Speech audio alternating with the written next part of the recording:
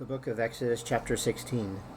And they journeyed from Elim, and all the congregation of the children of Israel came from the wilderness of Sin, which is between Elim and Sinai, and the 15th day of the second month after they departed from the land of Egypt. Then the whole congregation of the children of Israel complained against Moses and Aaron in the wilderness. And the children of Israel said to them, "Oh, that we had died by the hand of the Lord in the land of Egypt, when we sat by the pots of meat, and when we ate bread to the full, for you have brought us out into the wilderness to kill this whole assembly with hunger."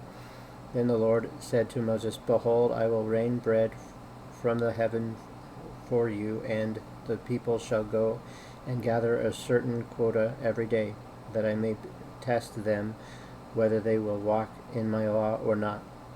And it shall be on the 6th day that they shall prepare what they bring in, and it shall be twice as much as they gather daily." Then Moses and Aaron said to all the children of Israel, "At evening you shall know that the Lord has brought you out of the land of Egypt. In the morning you shall see the glory of the Lord, for he hears your complaints against the Lord. But what are we that you complain against us?" Also Moses said, "This shall be the scene when the Lord gives you meat to eat in the evening, and the morning bread to the full. For the Lord hears complaints which you make against him.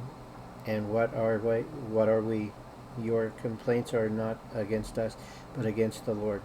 Then Moses spoke to Aaron, "Say to all the congregation of the children of Israel, Come near before the Lord, for he has heard your complaints. Now it has come to pass, as Aaron spoke to the whole congregation of the children of Israel, that they looked towards the wilderness, and behold, the glory of the Lord appeared in the cloud.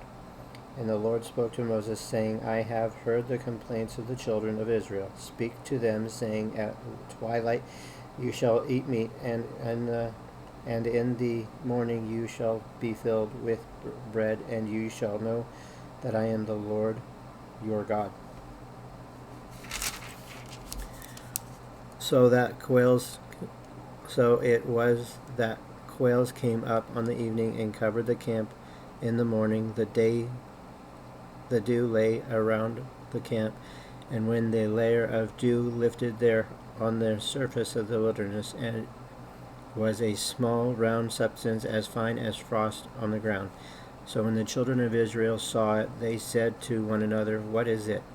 For they did not know what it was. And Moses said to them, "This is the bread which the Lord has given you to eat. This is the thing which the Lord has commanded. Let every man gather according to each one's need, 1 omer for each person according to the number of persons. Let every man take for those who are in his tent." Then the children of Israel did so, and gathered some more, some less. So when they measured it by omers, they who gathered much had nothing left over, and he who gathered little had no lack. Every man had gathered according to each one's need. And Moses said, "Let no one leave any of it till morning." Notwithstanding, they did not heed Moses, but of them left part of it until morning, and it bred worms and stank, and Moses was angry with them. So they gathered it every morning, every man according to his need, and when the sun came hot, it melted. And so it was on the 6th day that they had gathered twice as much bread, 2 omers for each one. And all the rulers of the congregation came and told Moses. Then he said to them, "This is what the Lord has said. Tomorrow is Sabbath rest, a holy Sabbath is the Lord. Bake what you will bake today, and boil what you will boil, and lay up for yourselves all that remains to be kept until morning." So they laid it up until morning, as Moses commanded, and it did not stink, nor were there any worms in it. Then Moses said to eat that today, for today is a Sabbath to the Lord. Today you will not find it in the field. On the sixth day you shall gather it, but the seventh day, the Sabbath, there will be none. Now it happened that some of the people went out on the seventh day to gather, but they found none. When the Lord said to Moses, How long do you refuse to keep my commandments and my laws? See, for the Lord has given you the Sabbath. Therefore he gives you on the sixth day bread for 2 days. Let every man remain in his place. Let no man go out of his place on the seventh day. So the people rested on the seventh day. And the house of Israel called its name manna, and it was like white coriander seed, and the taste of it was like wafers made with honey. Then Moses said, This is the thing which the Lord has commanded. Fill an omer with it to be kept for your generations, that they may see the bread with which I fed you in the wilderness, when I brought you out of the land of Egypt. And Moses said to Aaron, Take a pot and put an omer of manna in it, and lay it up before the Lord to be kept for generations. As the Lord commanded Moses, Aaron laid it up before the testimony to be kept. And the children of Israel ate manna 40 years, until it came to an inhabited land, that they ate manna until it came to the border of the land of Canaan. Now an omer is 1/10 of an ephah. The book of Exodus, chapter 17. Then all the congregation of the children of Israel set out their journey from the wilderness of Sin, according to the commandment of the Lord, and camped in Rephidim. But there was no water for the people to drink. Therefore the people contended with Moses, and said, Give us water, that we may drink. So Moses said to them, Why do you contend with me? Why do you tempt the Lord? And the people thirsted there for water, and the people complained against Moses, and said, Why is it you have brought us up out of Egypt to kill us and our children and our livestock with thirst? So Moses cried out to the Lord, saying, What shall I do with this people? They are almost ready to stone me. And the Lord said to Moses, Go on before the people, and take with you some of the elders of Israel. Also take in your hand your rod, with which you struck the river, and go. Behold, I will stand before you there on the rock in Horeb, and you shall strike the rock, and water will come out of it, that the people may drink. And Moses did in the sight of the elders of Israel. So he called the name of the place Massah, and Meribah, because of the contentation of the children of Israel, and because they tempted the Lord, saying, Is the Lord among us or not? Now Amalek came and fought with Israel in Rephidim, and Moses said to Joshua, Choose us some men, and go out, fight with Amalek. Tomorrow I will stand on top of the hill with the rod of God in my hand. So Joshua did as Moses said to him, and fought with Amalek. And Moses, Aaron, and Hur went up on the top of the hill. And it was when Moses held up his hand that Israel prevailed, and when he let his hand down, Amalek prevailed. But Moses' hands became heavy, so they took a stone and put it under him, and he sat on it. And Aaron and Hur supported his hands on one side and the other on the other side, and his hands were steady until the going down of the sun. So Joshua defeated Amalek and his people with the edge of the sword.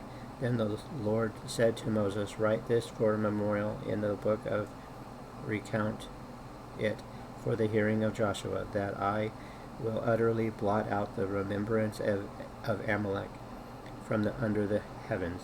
And Moses built an altar and called its name, The Lord is my banner. He said, because the Lord has sworn, the Lord will have war with Amalek for generations to generations. The book of Exodus, chapter 18. And Jethro, the priest of Midian, Moses' father-in-law, heard of all that God has done for Moses and for the Israel, his people. And the Lord had brought Israel out of Egypt. Then Jethro, Moses' father-in-law, took Zipporah, Moses' wife, after he had sent her back, with her 2 sons, of whom the name of one was Jeshurun, for he said, I have been a stranger in a foreign land. And the name of the other Eliezer, for that he said, the God of my father was my help, and delivered me from the sword of Pharaoh. And Jethro, Moses' father-in-law, came with his sons and his wife to Moses in the wilderness, where he was encamped at the mountain of God. Now he had said to Moses, I, your father-in-law Jethro, am coming to you with your wife and her 2 sons with her. So Moses went out of the to meet his father-in-law, bowed down and kissed him, and they asked each other about their well-being, and they went into the tent. And Moses told his father-in-law that the Lord had done to Pharaoh and to the Egyptians for the sake that all hardship that had come upon them on the way, and how the Lord had delivered them. Then Jethro rejoiced for all the good which the Lord had done for Israel, whom he had delivered out of the hand of the Egyptians. And Jethro said, Blessed be the Lord, who has delivered you out of the hand of the Egyptians and out of the hand of Pharaoh, and who has delivered the people from under the hand of Egyptians. Now I know that the Lord is greater than the gods, for in the very thing in which they behaved proudly, he was above them. Then Jethro, Moses' father-in-law, took a burnt offering and other sacrifices to offer to God, and Aaron came up with all the elders of Israel to eat bread with Moses' father-in-law before God. And so it was on the next day that Moses sat to judge the people, and the people stood before Moses from the morning until evening. So when Moses' father-in-law saw that he did for people, So when Moses' father-in-law saw all that he did for the people, he said, What is this thing that you are doing for the people? Why do you alone sit, and all the people stand before you from morning until evening?